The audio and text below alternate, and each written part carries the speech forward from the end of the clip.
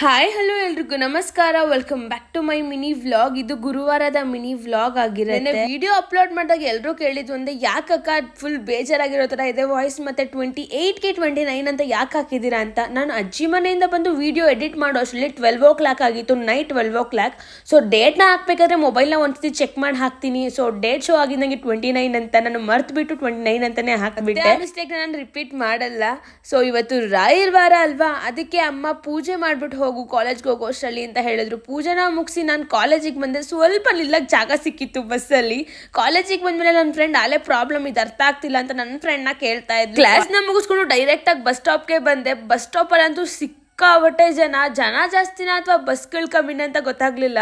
ಮನೆಗೆ ಬರ್ಬೇಕಾದ್ರೆ ಫುಲ್ ಜೋರ್ ಮಳೆ ಬರ್ತಾ ಇತ್ತು. ನಿನ್ನ ಶ್ರಮವನ್ನು ನಂಬು, ನಿನ್ನ ಅದೃಷ್ಟವನ್ನಲ್ಲ, ನಿನ್ನನ್ನ ನೀ ನಂಬು, ಬೇರೆಯವರನ್ನಲ್ಲ. ಇವತ್ತಿಗಿಷ್ಟೇ, ಮತ್ತೆ ಸಿಗುವ. Love you all, bye, Jai Shriram.